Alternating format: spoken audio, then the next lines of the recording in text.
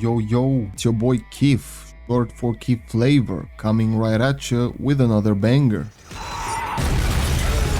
Just pretend like that rhymed and let's get on with it. Did I make too much content about video games lately? Did I become just another generic gaming channel? If so, I don't have a problem with that because there are not that many things in life I love more than video games. But I am passionate about other stuff I want to feature more of on my channel, like movies. What? Did you think I would start tackling important issues that drastically affect our day-to-day lives? I'm already sprinkling communist propaganda in my videos, and if I can gather a large audience that's hyper-fixated on visual media, like myself, I can get my message to reach many other people. No, but for real, I actually do love movies, and I spend a lot of time watching them. Follow me on Letterboxd. And I find it weird that in spite of that, I only made one video about movies last year, and it was about the Oscars. That being said, it might seem sketchy that I'm having this epiphany in a full circle moment during Oscar season. I swear that my love for film goes way deeper than a pretentious celebrity-focused award show, and I would like to create more content that is centered around cinema, because it is a big part of my life, and even if I watch a substantial amount of slop, which would be fun to make fun of, I also come in contact with great pieces of art that leave you with a changed perspective on life. I still think video games are the ultimate form of media, as they combine everything great about everything. But the simplicity of movies is what makes them so approachable to basically everyone in all corners of society. But let me clarify that when I'm saying that movies are approachable, I'm referring to the art, because going to the cinema has never been less convenient than it is today due to the drastic surge in prices. And these streaming platforms do nothing but contribute to the death of the movie theater, as they destabilize this industry by endlessly chasing profit margins in order to achieve a monopoly. Capitalism does ruin everything. Therefore, you can see how disingenuous it might be to promote going to the movies when the real problems are not being treated seriously. Yet here I am, trying to focus on the good and highlighting the hard work of the many talented folks behind the quote-unquote best movies of the year. Look, I'm not taking the Oscars as seriously as they would want most people to do. Yeah, sure, they're kind of prestigious, but when you nominate K-pop Demon Hunters, Zootopia, and Elio, and you leave out Chainsaw Man and Demon Slayer, two of the most impactful movies of last year, you kinda lose a lot of credibility in my eyes, I'm sorry. My take is that the Oscars symbolize the general consensus of movie nerds, and I like having fun critiquing the elite and seeing how accurate their peak radar is, or how far they're detached from reality. And since I have the best taste in anything, objective fact not opinion, I decided that I should be the representative of the working class when discussing what movies slap the most in 2025. If you disagree with my ranking, feel free to show off your own list in the comments, and we'll proceed on having a civil and intellectual conversation in which I will validate your opinion whilst completely acknowledging that you're wrong. If you have a personal list of favorite films of last year, that would create an even more interesting conversation. I will stick with our baseline for now, that is the Best Picture nominees. That being said, let me be the voice of reason once again and say that cinema should be seen in cinemas. So let's dim the lights, change the aspect ratio, and without further ado, please enjoy the most cinematic ranking you will see in your life. If you were to take a glance at the 10 Best Picture nominees, I think you would spot the odd one out pretty quickly, and that's our obvious number 10 spot. F1 places all of its chips on its visual presentation and proceeds to shove it in your face for almost 3 hours, trying to distract you from the monotonous bare-bones story. Apple bought their way into the film industry, and they appear to follow the same strategy that made them a trillion-dollar company in the first place, as F1 is all vibes but no substance. I won't deny that it looks gorgeous and the cinematography brings the tension of a real Formula 1 race to life, but there is really nothing beyond that besides uninspired tropes, cliched story beats, and endless advertisements. I've seen a lot of people praising this movie for bringing back the feeling of a nostalgic blockbuster, but am I tripping, or did we not move on from that type of structure for a reason? You can literally predict everything that is going to happen from the first 10 minutes, and I'm not even exaggerating. The story of an old-timer being brought back into the fold goes exactly as you think it will go, and the dynamic between him and the promising up-and-comer is unapologetically pulled straight out of Cars. Matter of fact, F1 basically combines the stories of Cars 1 and 3, but fails at replicating the emotional intensity that made those films classics. Yeah, I said it, cars are classics. Don't get me wrong, there are a few moments where F1 goes deeper into the themes of purpose and legacy, and it conveys them quite beautifully, but they get easily overshadowed by the cubic tons of filler that's in this movie. There was absolutely no point of adding romance to this story. If I had to praise F1 for doing something really well, that would be fan service. This film was clearly made by and for Formula 1 fanatics, as it contains a lot of attention to detail that can only be appreciated by true fans of the sport. I, for once, am not a fan, but I didn't feel left out of the equation. The movie tries to introduce a new audience into this bubble, but it also kinda makes everything more confusing. Bruh, I didn't even know mankind was wasting space colonization technology on racing cars. At the end of the day, F1 is a popcorn flick. Its main selling point is the spectacle, and it completely delivers on that, but you're not going to rewatch this anytime soon because it lacks a ton of depth. It is the perfect example that our society's new meta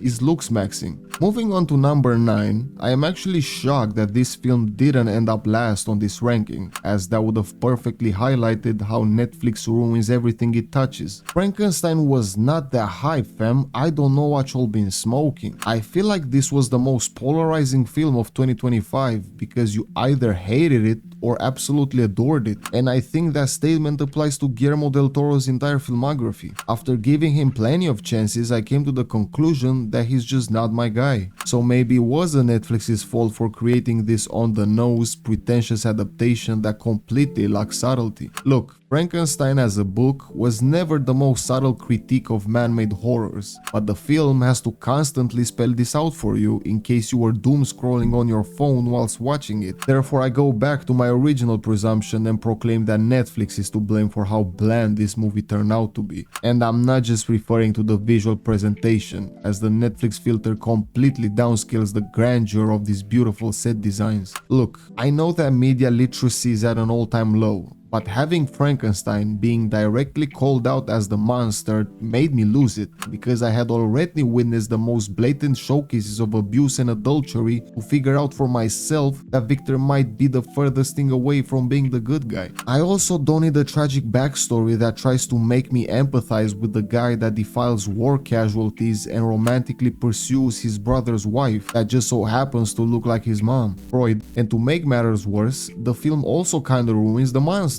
because after getting invested into this tortured soul breaking his shackles and pursuing his master to get his get back, the creature just stops in his tracks to lecture the motherfucker after killing plenty of innocent civilians to get to him. Don't get me wrong, Jacob Elordi is still the best part of this movie, as his heartfelt performance stands out in a completely stacked cast and elevates the entire experience through his profound vulnerability. Frankenstein only sits at number 9 because it is more daring than F1 when talking about profound feelings, and the changes from the original manuscript are what's keeping it so low on the list, as they strip many layers of depth from this classic story. It is not a bad film, but it is far from the masterclass in adaptations many people portray it to be. Coming in at number 8, it's the film I didn't even know existed until Pablo Escobar won a Golden Globe for it. Yeah, it's Secret Agent. I don't think I can even talk that much about this film because for once, the plot is really thin and I am also not Brazilian. There is indeed a lot of political and social subtext presented at large regarding this period in Brazil's history, but the movie pretty much plays out like a slice of life. The entire plot is centered around the character of Marcelo, played by Wagner Moura, with the intent of pushing him as the next mainstream Latino daddy. We're following him doing mundane stuff throughout the whole thing, like talking on the phone, or getting interviewed, or having conversations, or being shirtless, and the flow of the action never diverges from this slow pacing until the very end. I think this structure works beautifully at de-romanticizing the myth of the secret agent, as the history behind this profession more accurately depicts people doing nothing and being incognito rather than going on bombastic world-saving missions. The atmosphere of the film focuses more on the quiet side of things when it comes to adapting to a new environment through the creation of a new identity and meaningful social interactions, and less on explosions and shootouts. Although there is a bit of that here, thriller. After all, we're still talking about Brazil. The slow pacing is truly what is going to make or break your experience with this movie, because on one hand, the film is really patient when it comes to engrossing the viewer into the dark and subtle undertones of the Brazilian underworld, and on the other hand, the movie feels like it drags a lot of the time, because there are only a handful of notable things that happen during the entire duration of the film. I'm sorry, but I was bored out of my mind plenty of times, and I don't know if my dopamine addicted brain is to blame on this occasion. It can feel slower than a slow burn, and its runtime of almost 3 hours doesn't help its case at all. That's the only splash of criticism I can throw on this movie, because if you can look past the monotone pacing, you are left with a captivating thriller that deserves to win Best International Picture for its fascinating, insightful portrayal of Brazil during the 70s. Brazilians are truly stepping more and more into the limelight.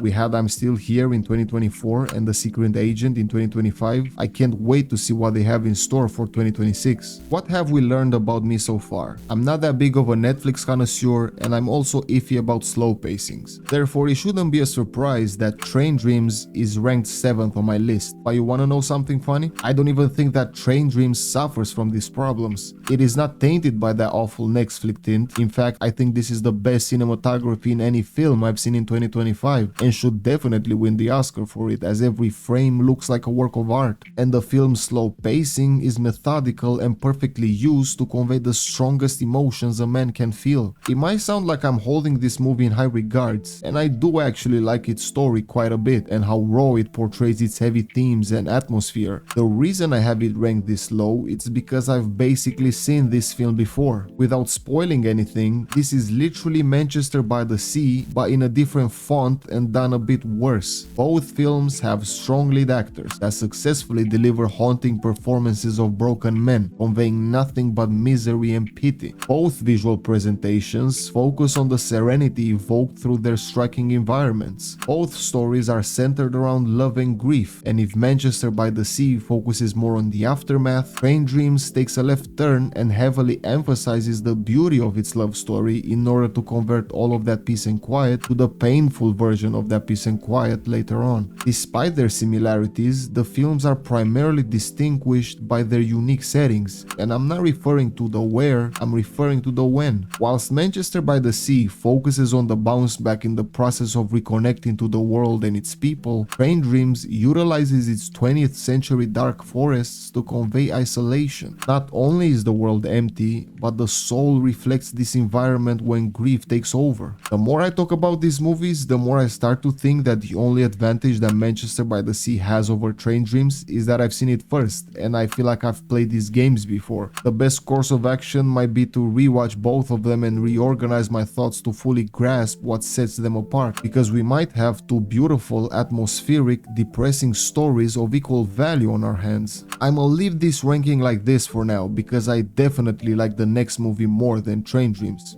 At number 6, I have Sentimental Value, and let me tell you, this film has sentimental value. It feels so human, and not because it trashes Netflix and how robotic they've become, ruining the concept of going to the cinema, but because it understands people so well. Anxiety attacks, generational trauma, imposter syndrome, selfishness, selflessness, forgiveness, ignorance. All of these inherently human experiences are constantly thrown at you, and their spectacular portrayal makes the entire movie feel like it's autobiographical and we're just peeking into an episode of a real family drama. If you take all of the performances from last year and grade the acting on a scale of how realistic it is and how it brings their character to life, the entire cast of Sentimental Value needs to sweep all of their respective categories, because these motherfuckers look like they played themselves. That's how natural and convincing their performances are. But hey, acting can also be graded based on theatrics, and I might prefer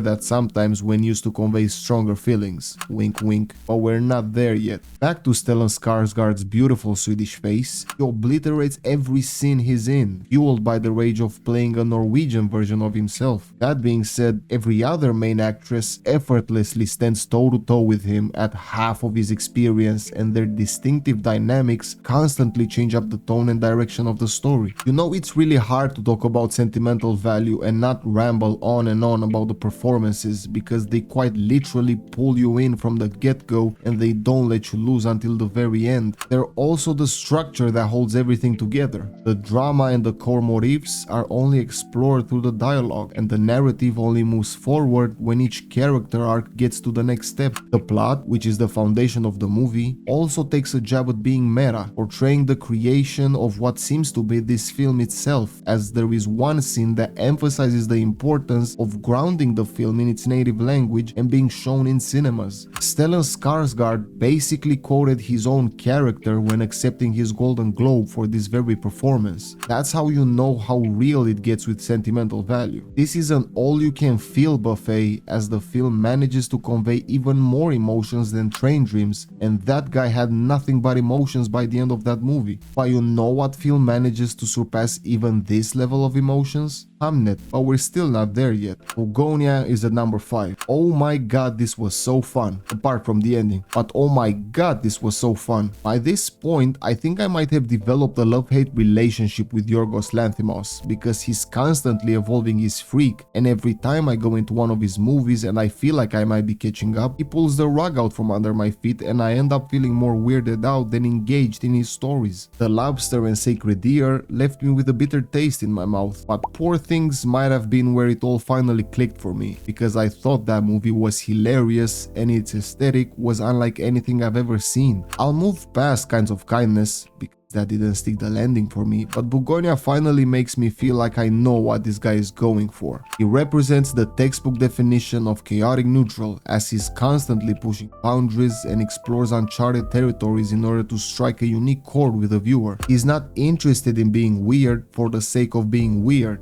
as he utilizes the uncanny settings of his movies to reflect upon important themes that constrain our modern world, but in a subtle and creative way that avoids being preachy. Apart from one battle, which is the furthest thing away from a discreet satire of our political climate, Bugonia might actually be the most important film of 2025 when analyzing its core message. Information has become more and more difficult to digest in an era plagued by aggressive social media algorithms and internet echo chambers, so there is a grain of uncertainty and skepticism planted in every discourse that's taking place. The corrupt mainstream media radicalizes people even more, and that's how we got a large chunk of our population infested with extreme paranoia that evolves into dangerous conspiracy theories. These themes are perfectly explored in Bugonia, and because the dialogue is smartly written and nuanced, every character is going to make you question everything that you know, perpetuating the toxic cycle of paranoia. This story doesn't have any heroes or villains, only victims hampered by nameless entities like misinformation or injustice or capitalism, and there is no feel-good moment as we're only experiencing the insane aftermath of going past the point of no return. Jesse Plemons continues to be the best actor of his generation, and Emma Stone seems to have found her solace inside the bizarre adventures of our favorite Greek director. Speaking of Greek, the GOAT, Stavros Halkias, makes the best cameo ever, and if I don't see him in every Yorgos movie from now on, I will be extremely disappointed. I can ignore the ending that might seem contradictory to the core message and themes I touched upon earlier, as it is a sick and twisted typical Lanthimos ending, but I won't forgive him if I'm deprived of Stavros, because he just matches the freakiness of this genre in the best possible way. Also get Tyler the Creator on board.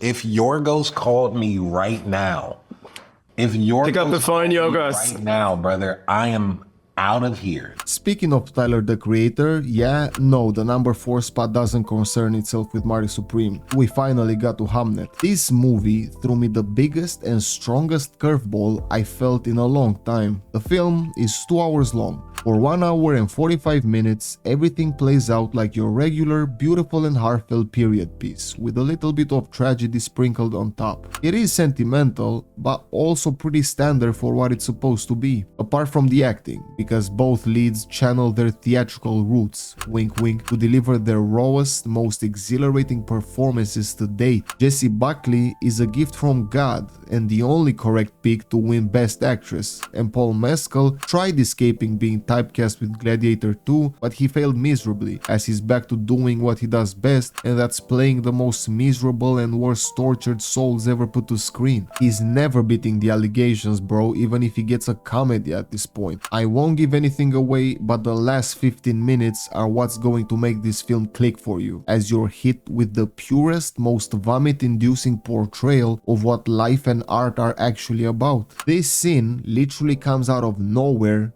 mere seconds after an MCU-style hero reveal, I'm not even exaggerating, and there is no time to process the onslaught of life-changing metaphors as you're suffocating under an avalanche of feelings. Hamnet's ending is a lot to digest in all the best possible ways, and completely makes up for the slow pacing and lack of intensity that plagued the majority of the movie. I don't think it's fair to call this film a slow burn, because the plot doesn't necessarily build up towards something, as the structure bears a closer resemblance to a trolley heading towards a wall that spontaneously changes tracks. You basically get to witness life and its most grueling and unexpected consequences, but most importantly, you get to witness the process of dealing with these consequences in a proactive way. Life is beautiful and cruel sometimes, but you're not allowed to stay in place, so you have to keep moving forward. Hamnet just answers the questions of how and why. It is rare to see something so profound that recontextualizes the entire experience, incentivizing a rewatch in order to fully grasp the bigger picture. But Hamnet knocks it out of the park whilst also fueling our need for Paul Mescal's tears. Well,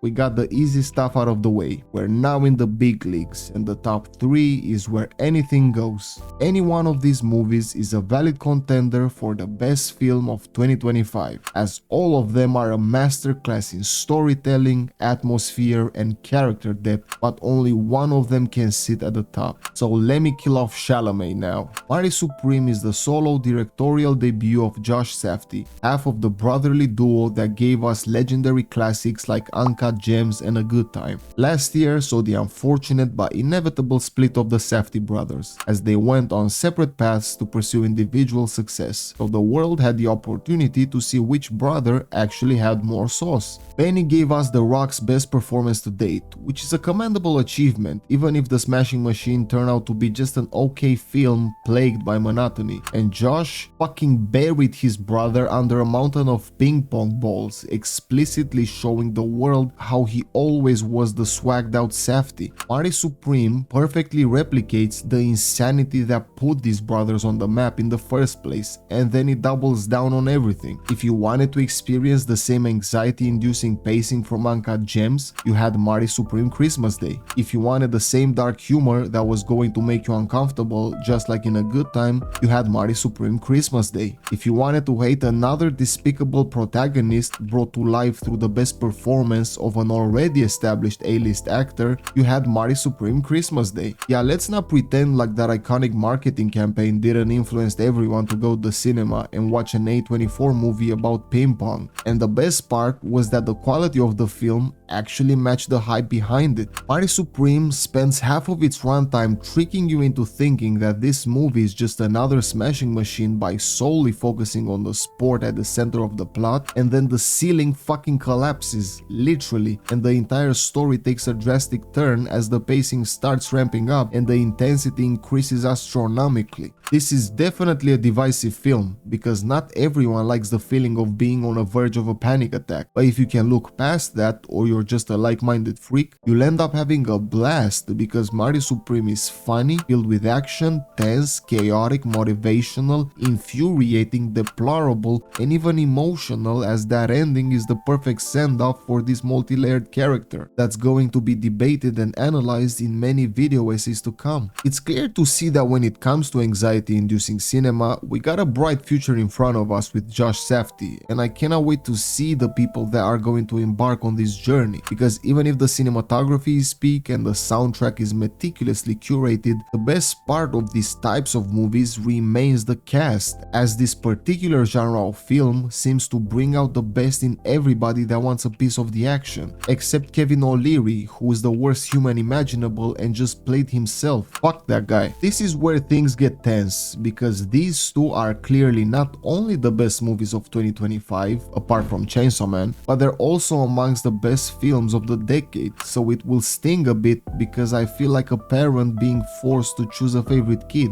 But I feel like that's still okay at the end of the day because you still love them, right? The runner-up is one battle after another. PTA had already cemented his place at the top of the food chain when talking about contemporary movie directors, so I think it was pretty unnecessary of him to release this masterpiece, but fuck it, I'm not complaining. This was the most fun I had with a film last year. If Marty Supreme is nothing but anxiety from beginning to end, One Battle is nothing but epicness, as the action doesn't stop for not even a second. You are practically not given the opportunity to get bored as you're bombarded with pregnant women shooting machine guns, nail-biting car chases in the desert, and white supremacists literally getting fucked in the ass. It's hard to imagine how this film was even conceived, because it feels like PTA wrote down everything that produces dopamine and proceeded to cram everything into one unit. I cannot think of another reason that explains how we got not one, not two, but three generational talents delivering some of their finest performances and not stepping over each other. This is like if Heat also had Denzel Washington. Leonardo DiCaprio, although not the best candidate to portray a revolutionary, channels the same old man intensity he perfected during his last two films, anchoring the movie to a perfect balance between an existential crisis and an unshakable father-daughter bond. Benicio del Toro effortlessly lifts up every other character he interacts with, whilst unquestionably succeeding at being the funniest element of the movie without even breaking a sweat or changing his facial expression. And Sean Penn's performance cannot get enough praise in my opinion. He managed to make a Nazi the best part out of a film that's centered around the revolution, because he just oozes charisma out of every pore on his body. Just give him that Oscar now. He's unequivocally at that Daniel Day-Lewis legendary status. One Battle After Another manages to fit so many brilliant elements into one cohesive narrative because its foundation is strongly secured. The accurate stylized portrayal of how insane our political climate has become, and its message remains timeless, especially relevant today. Viva la revolution!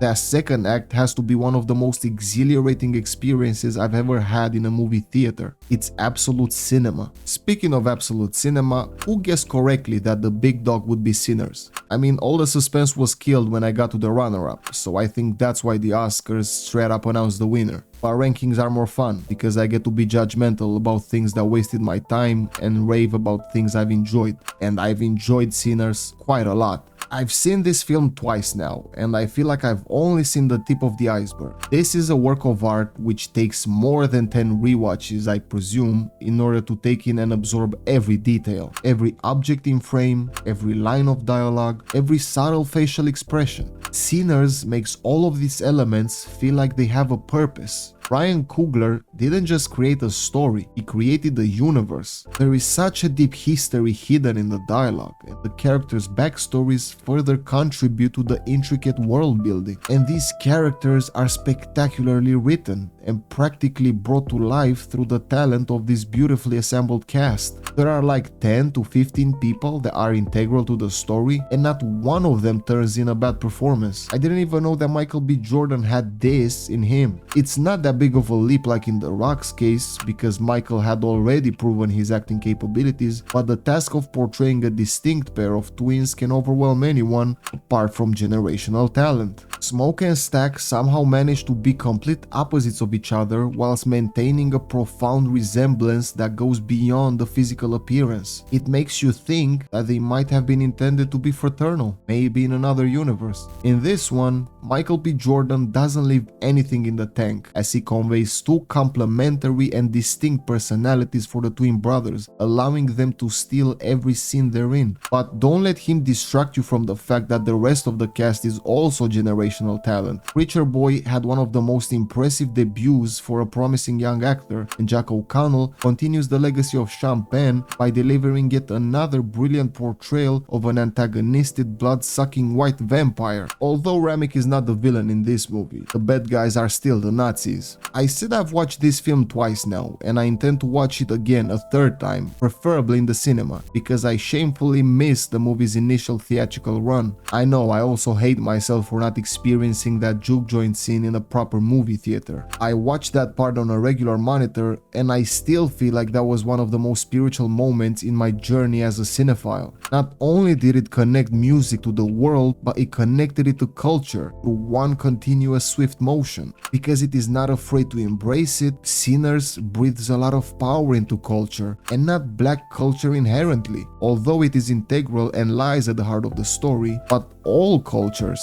Culture is what brings people together via music, dance, food, or movies. Sinners is a beacon of hope, showcasing that talented people will always gravitate towards each other to create something that's as special to them as it is important to the rest of the world. Bro, Ludwig needs to win the Oscar for this soundtrack, and he'll literally surpass Hans Zimmer in this department. Talk about a generational run. You can give this man any instrument and he'll take your creation to a higher plane of existence. I might need to make a separate video about Sinners, depending on the result, because I highlighted a lot of elements, but like I said, I barely scratched the surface. I feel like you're going to need more than a year to thoroughly analyze and process everything that Sinners has to offer. And because of that, I think that the Oscar for Best Picture will go to One Battle, because that movie is more easily digestible. But one thing is for certain, as time passes by, this masterpiece will only get better, and the appreciation for it will exponentially grow as well. I would love to see Sinners win. I would also be happy if One Battle takes it, because I had a blast with both of these movies. Hell, Hamnet might pull off a miracle, and that would also be a pleasant surprise. To be fair, I didn't rank these movies to figure out which one is the quote-unquote best one, because how can you really measure that? How are you grading the cinematography or even the acting? Is it about the box office success or the cultural impact? I don't care about objective metrics. I just like movies, and I like analyzing movies to see what exactly makes them click for me. A lot of people put a lot of effort into this art form, and a lot of the time it doesn't get the appreciation and consideration that it deserves. I'm just grateful I get to see what talented people are able to achieve when they are trusting their authentic vision and putting all of their love and passion on display. Now that you can judge me for my taste, I want to judge you for yours. So feel free to comment your own ranking, but chances are you probably didn't see most of these movies. Who has that much free time nowadays? In that case, just let me know which films from last year stuck with you the most, and give me the real deal like Superman or Five Nights at Freddy's, and not pretentious ass shit like Eddington. If you would like to see more film content from me, let me know by supporting this video.